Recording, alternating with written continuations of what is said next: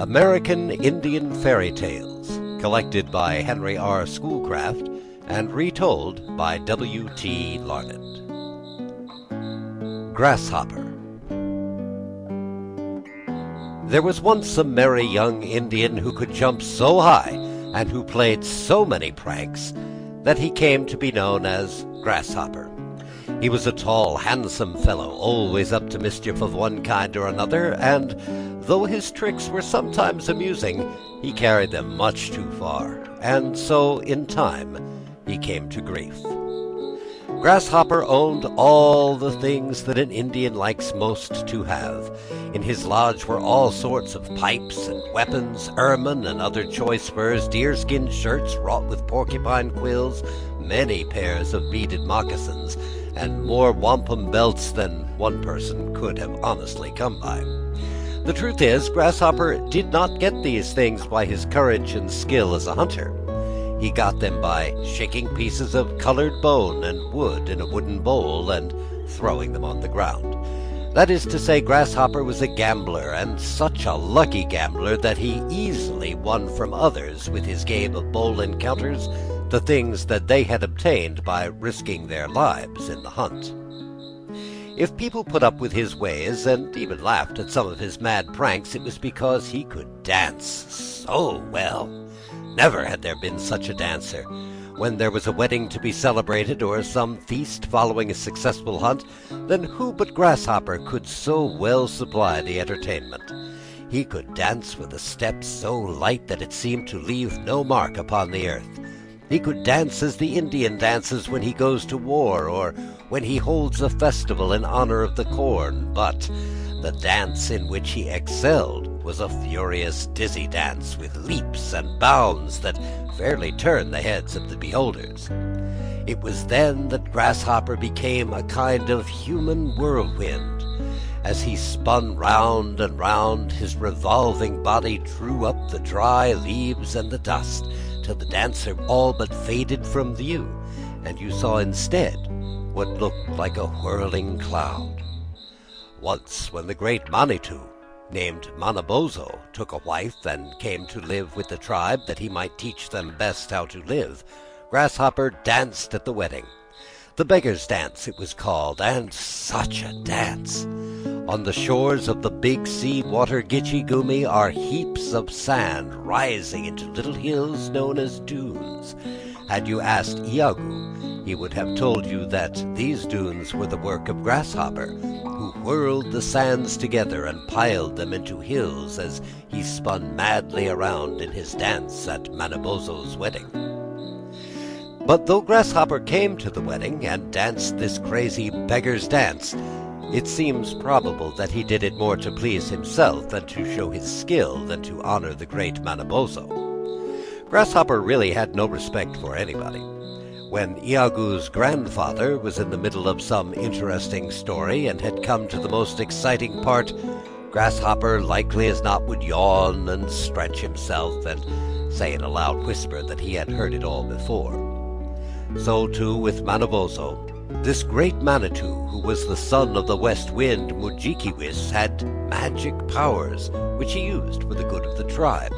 It was he who fasted and prayed that his people might be given food other than the wild things of the woods, and whose prayer was answered with the gift of the Indian corn.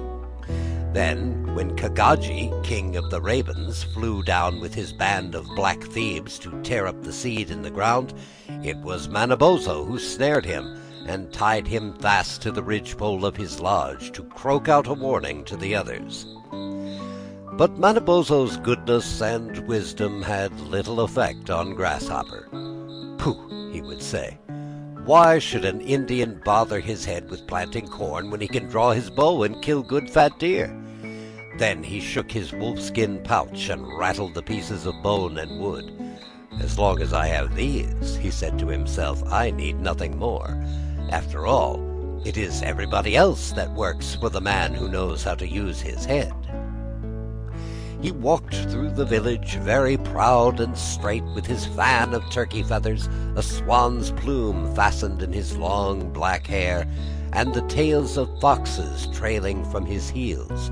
In his white deerskin shirt edged with ermine, his leggings and moccasins ornamented with beads and porcupine quills, he cut a fine figure. There was to be a dance that night, and Grasshopper, who was a great dandy and a favorite with all the young girls and women, had decked himself out for the occasion. He had painted his face with streaks of blue and vermilion. His blue-black hair, parted in the middle and glistening with oil, hung to his shoulders in braids plaited with the sweet grass. The warriors might call him Shagodaya, a coward, and make jokes at his expense, but he did not care. Could he not beat them all when it came to playing ball or quoits? And were not the maidens all in love with his good looks? Meanwhile, Grasshopper wished to pass the time in some pleasant way. Glancing through the door of a lodge, he saw a group of young men seated on the ground, listening to one of old Iago's stories. "Ha!" he cried. "Have you nothing better to do? Here's a game worth playing." And he drew from his pouch the 13 pieces of bone and wood, and juggled them from one hand to the other. But no one paid any attention to him. After all, Grasshopper had more brains in his heels than in his head. For once he had been too cunning. Fearing his skill, no one could be found who would play with him.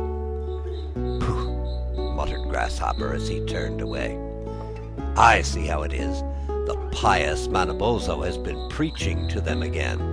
This village is getting to be pretty tiresome to live in. It's about time for me to strike out and find a place where the young men don't sit around and talk to the squaws."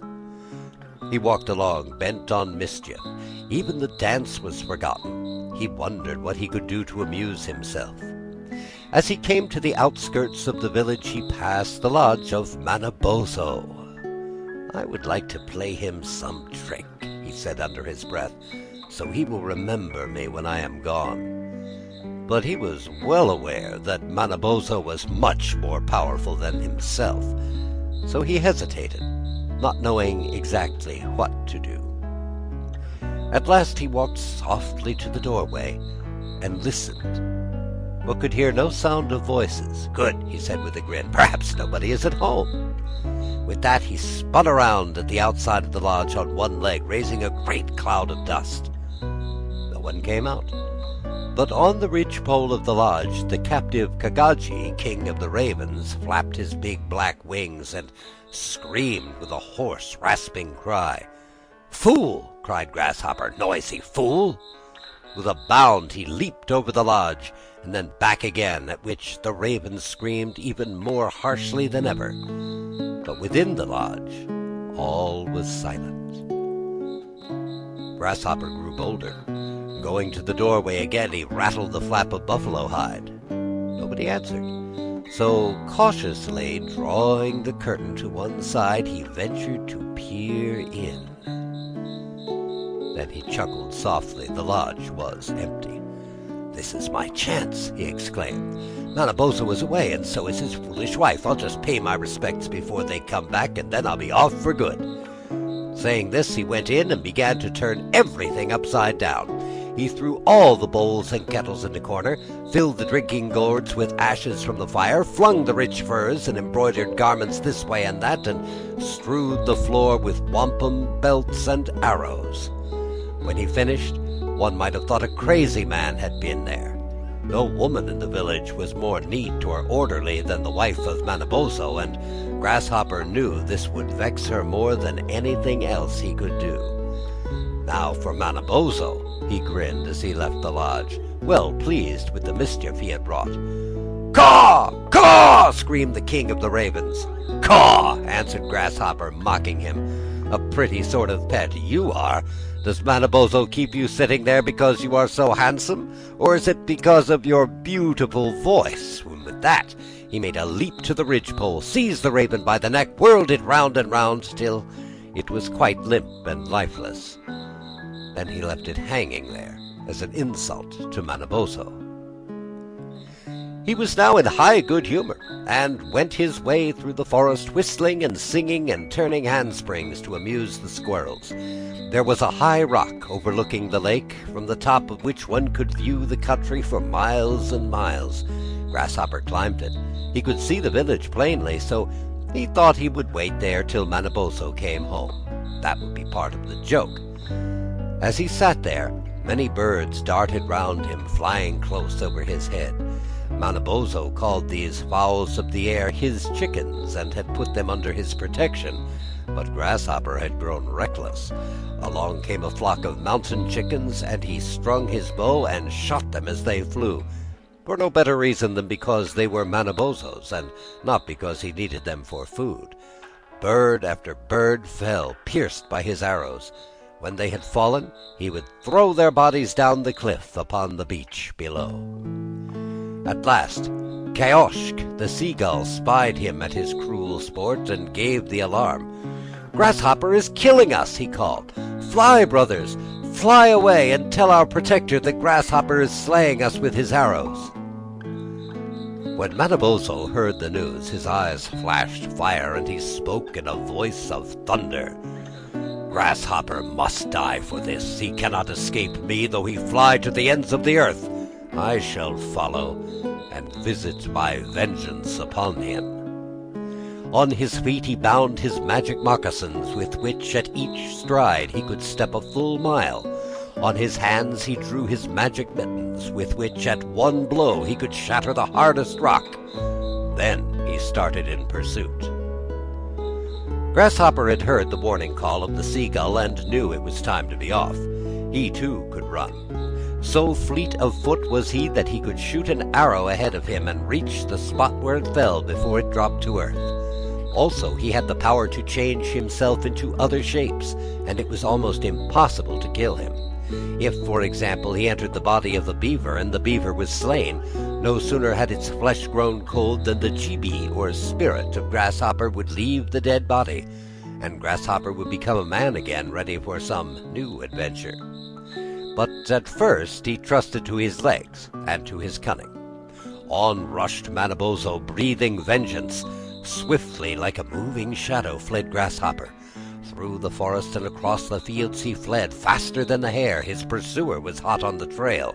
Once he came upon the forest bed where the grass was still warm and bent. But the Grasshopper, who had rested there, was far away. Once Manabozho, high on a mountain, spotted him in the meadow below. Grasshopper had shown himself on purpose, and mocked the great Manitou and defied him. The truth is, Grasshopper was just a bit conceited.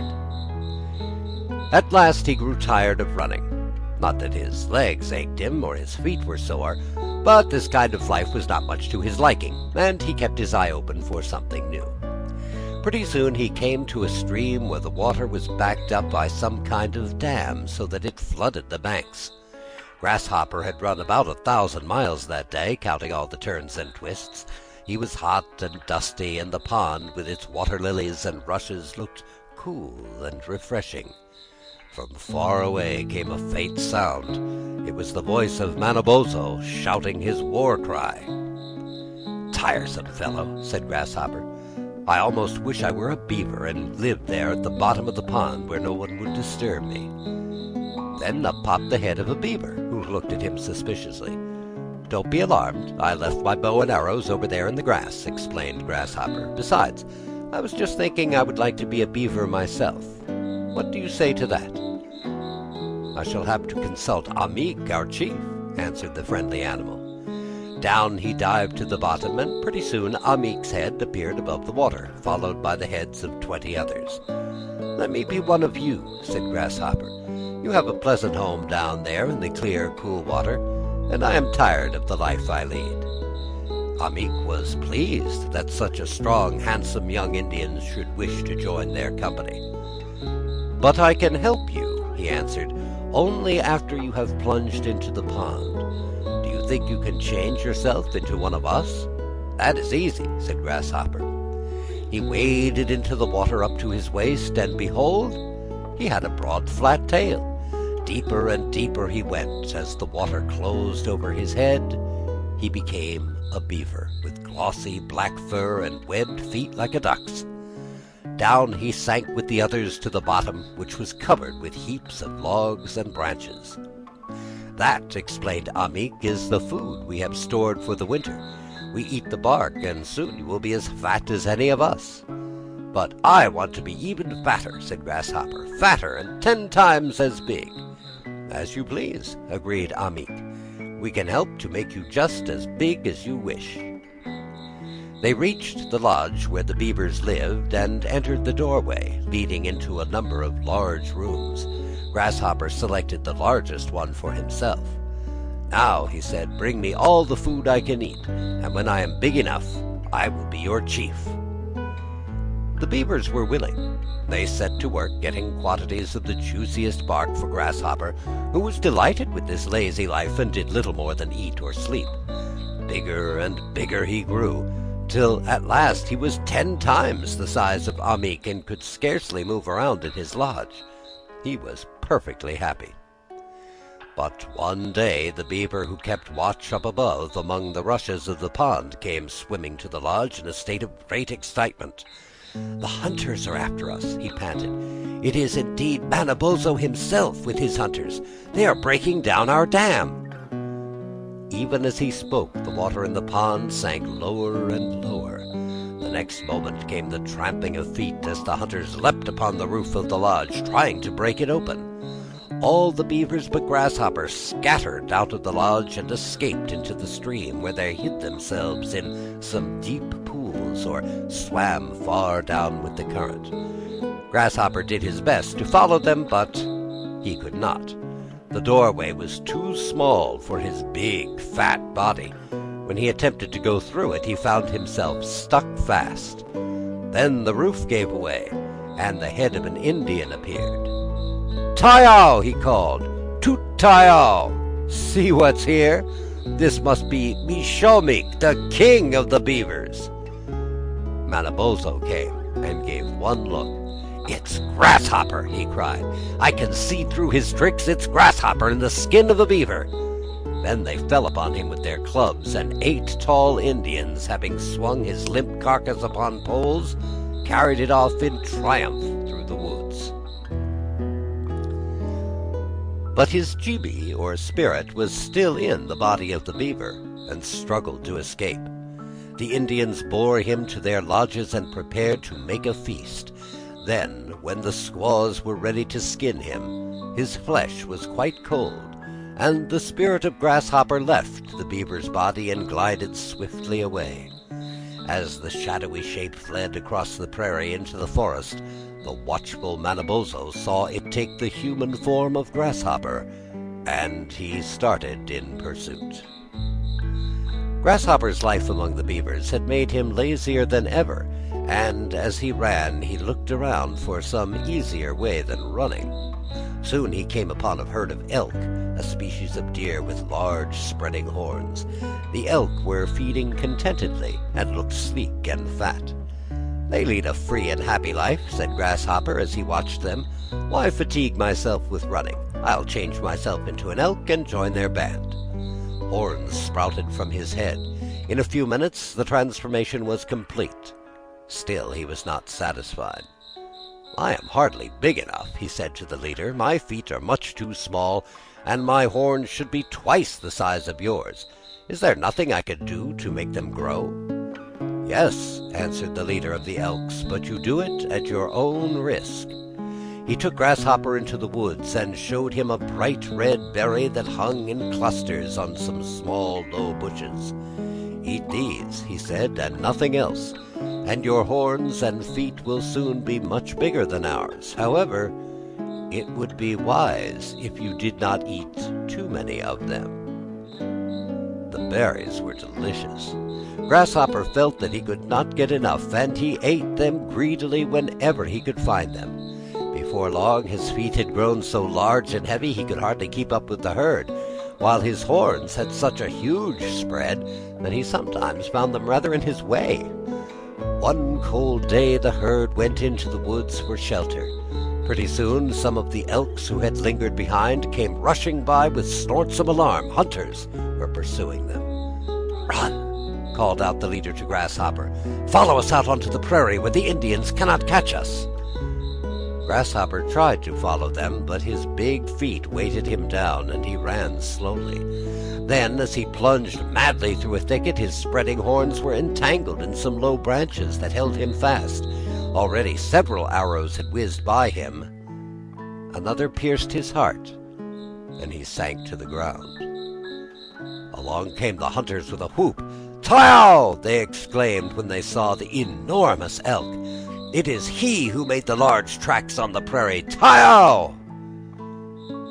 As they were skinning him, Manabozho joined the party.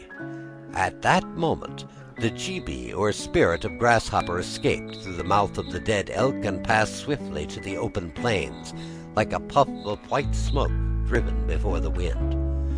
Then, as Manabozho watched it melt away, he saw once more the mortal shape of Grasshopper, and once more he followed after, breathing vengeance.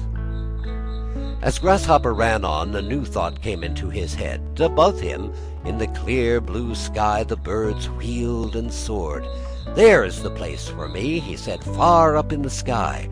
Let me have wings, and I can laugh at Manabozho." Ahead of him was a lake.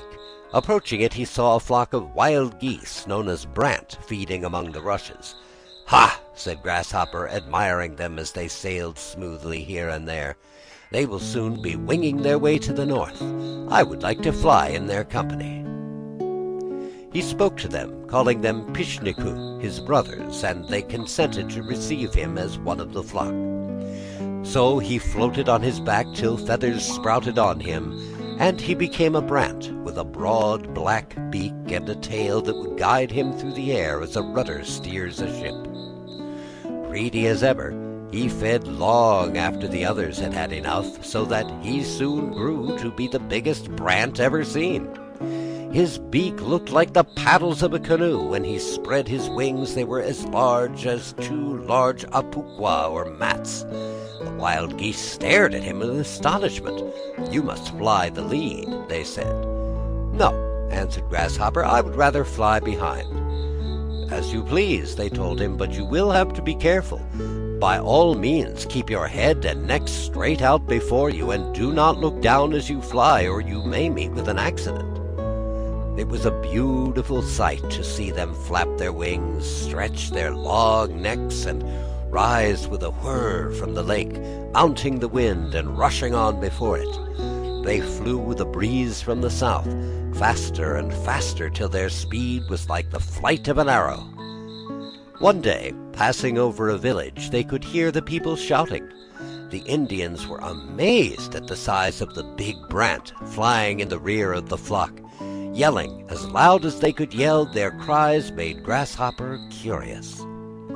One voice especially seemed familiar to him, and he could not resist the temptation to draw in his neck and stretch it down toward the earth.